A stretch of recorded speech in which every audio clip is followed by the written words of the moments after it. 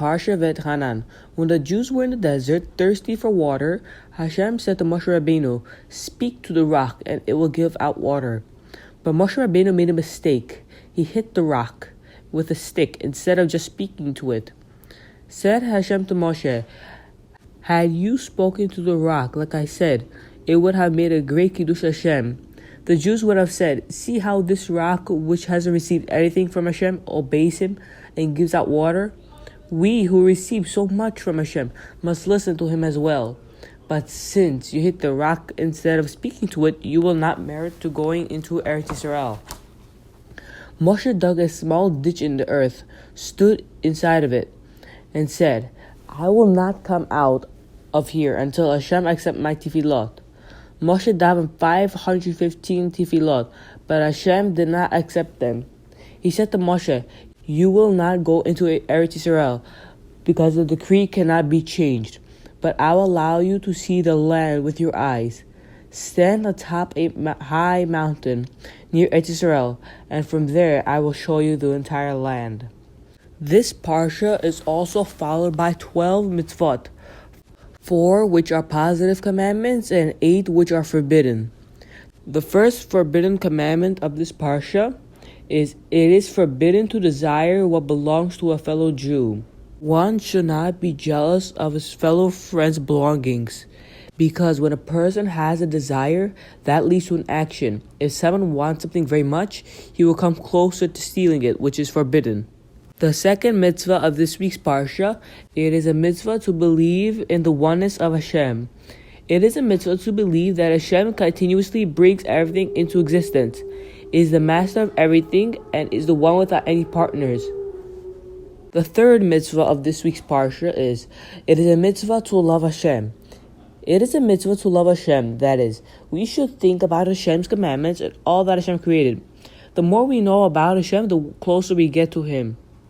The third mitzvah of this week's parsha is, it is a mitzvah to study and teach Torah. Included in this mitzvah, it is to teach Torah to children. The fifth mitzvah of this week's parsha is, it is a mitzvah to say Shema twice each day, once in the morning and once in the night. The sixth mitzvah of this week's parsha is, it is a mitzvah for a man to put on tefillin for his arm. Wearing tefillin of the arm is a reminder not to follow the desires of our bodies, our eyes, and our hearts. The seventh mitzvah of this week's parsha is, it is a mitzvah for a man to put on tefillin for his head.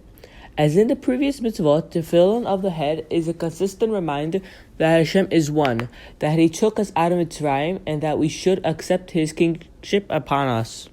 The eighth mitzvah of this week's parsha is, it is a mitzvah to put mezuzah on your doorposts. This is so that a person will remember his belief in Hashem every time he enters or leaves his house, which will help protect him from sinning.